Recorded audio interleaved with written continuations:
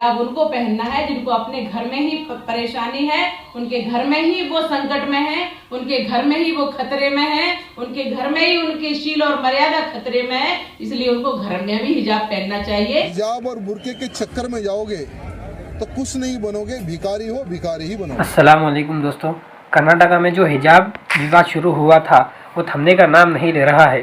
हिंदुत्व ताकतें अपना पूरा जोर लगा रही हैं हिजाब को बैन करने के लिए। बीजेपी की एक जाहिल और terror accused MP Pragya Thakur ने कहा कि हिजाब अपने घर में पहनना चाहिए और हिंदू बहनों को उकसाकर कह रही है कि हिंदुओं को घूंघट ओढ़ने की जरूरत नहीं है। हमें कहीं भी हिजाब पहनने की जरूरत नहीं है ना। हाँ, हिजाब उनको पहनना है जिनको अपने घर में ही परेशानी है, उनके घर में ही वो संकट में है, उनके घर में ही वो खतरे में है, उनके घर में ही उनकी शील और मर्यादा खतरे में है, इसलिए उनको घर में भी हिजाब पहनना चाहिए। और बाहर तो हिंदू समाज जहाँ निकलता है तो वहाँ पहनने की आवश्यकता नहीं है, और जहाँ ज्ञान प्राप्त होता है, जहाँ हम अध्ययन करते हैं, वहाँ तो बिल्कुल ही नहीं। अब ये लोग करना क्या चाहते हैं? जब कोई लड़की जीन्स पहनकर बाहर निकलती है तो ये उसके पीछे पड़ जाते हैं, और जब लड़कियां पर्दे में बाहर निकलती हैं तो इनको चुभता है। ये साफ जाहिर करती है कि इनके दिलों में मुसलमानों के लिए नफरत भरी हुई है। और कल कर्नाटका की एक मुस्लिम लेक्चरर ने कॉलेज को रिजिग्नेशन लेटर दे दिया। जब उसे हिजाब उतारकर कॉलेज में आने को कहा गया था तो उसने साफ इनकार कर दिया और कॉलेज को रिज़ाइन कर दिया।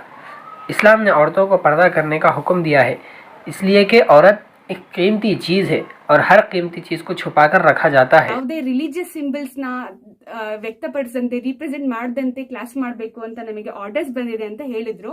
ಸೊ ಹಾಗಾಗಿ ನಾನು 3 ವರ್ಷದಿಂದ ಹಿಜಾಬ್ ಹಾಕೊಂಡು ಲೆಕ್ಚರ್ ಕೊಡ್ತಾ ಇದ್ದೀನಿ. ಸೊ ಅದು ನನ್ನ ಸೆಲ್ಫ್ ರೆಸ್ಪೆಕ್ಟ್ ಗೆ ಧಕ್ಕೆ ಆಯಿತು. ಸೊ ನಾನು ಸ್ವತಃವಾಗಿ ರಿಸೈನ್ ಮಾಡಿದ್ದೀನಿ because I am not okay without ಹಿಜಾಬ್ ವರ್ಕಿಂಗ್ ಇನ್ ದಟ್ ಕಾಲೇಜ್. सलाम है हमारी ऐसी गैर मुसलमान बहनों पर के जो बातिल से डर कर घर में नहीं बैठ रही हैं बल्कि उनका मुकाबला कर रही हैं और किसी भी हाल में अपनी शरीयत से कॉम्प्रोमाइज़ नहीं कर रही हैं। इसी तरह बीजेपी का एक दल्ला है जिसका नाम राजा सिंह है, जो हैदराबाद में बैठा हुआ है। इसने भी हिजाब को लेकर एक बयान दिया है। इसने क्या कहा है सुनिए। स्कूल की, कॉलेज की एक मर्यादा होती है, एक यूनिफॉर्म होता है, वो पहनकर आप स्कूल जाने की आवश्यकता है, वो पहनकर आप कॉलेज को जाने की आवश्यकता है। लेकिन इसमें जो आप लोग राजनीति कर रहे हो, इसमें लॉस आपका ही होगा। अगर आपको इतना ही हिजाब का, बुर्के का शौक है तो जाइए मदरसाओं में। और तुम लोग कहते हो कि हमारे बच्चे इंजीनियर बने, डॉक्टर बने, ये बने, वो बने, तो अगर हिजाब और बुर्के के चक्कर में जाओगे तो कुछ नहीं बनोगे, भिखारी हो भिखारी ही बनोगे। इस जाहिल को इतनी बात पता होनी चाहिए कि हिजाब तालीम हासिल करने में रुकावट पैदा नहीं करता, बल्कि ये हर मैदान में इन लड़कियों को अपने सिक्योर होने का एहसास दिलाता है। और मज़हब को सियासत में ये लोग नहीं लाते, बल्कि मज़हब को सियासत में बीजेपी वाले लाते हैं। क्योंकि हिजाब तब से पहना जा रहा है जब से बीजेपी इस मुल्क में नहीं थी, उससे पहले भी पहना जाता रहा है और आगे भी पहना जाएगा। लेकिन सियासत में मज़हब को लाने वाले यही दल्ले हैं। और ये बोल रहा कि अगर हिजाब पहनोगे तो भिखारी थे और भिखारी ही रहोगे। ये तो सबको पता है कि भिखारी कौन है, कि हिजाब पहनने वाले भिखारी नहीं होते बल्कि अपनी इज्जत की हिफाजत करने वाले होते हैं। अभी मैं आपको राजा सिंह के फेसबुक फैन पेज की एक फ़ोटो दिखाना चाहता हूँ जिसके ऊपर साफ साफ लिखा हुआ है कि I am not a secular, I am Hindu.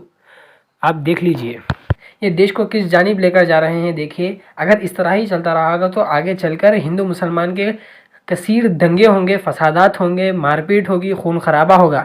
ये देश को खून खराबे की तरफ लेकर जाना चाहते हैं। जिस तरह कई 100 साल पहले अंग्रेज़ों ने यहाँ पर डिवाइड एंड रूल का पॉलिसी अपनाई थी, वही पॉलिसी ये लोग अब अपना रहे हैं। हमारे हिंदू भाइयों को भी ज़रूरत है कि वो समझें, इन लोगों की पॉलिसी को समझें। असल देश के गद्दार तो ये लोग हैं जो देश को बांट रहे हैं। हर तरफ जहाँ जहाँ भी बीजेपी के विधायक हैं वहाँ पर हिंदू मुस्लिम की टेंशन पैदा की जा रही हैं, क्योंकि अब इलेक्शंस आने वाले हैं और इलेक्शंस के टाइम पर ही ये मुद्दे उठाए जाते हैं। आप लोग समझिए इन लोगों की पॉलिसियों को। और आपको हमारी ये वीडियो पसंद आई है तो ज़्यादा से ज़्यादा इसे अपने दोस्तों के साथ शेयर कीजिए, ताकि ज़्यादा से ज़्यादा लोगों को पता चले इन लोगों की हकीकत क्या है और सच्चाई क्या है। जज़ाकल्लाह, अस्सलाम वालेकुम।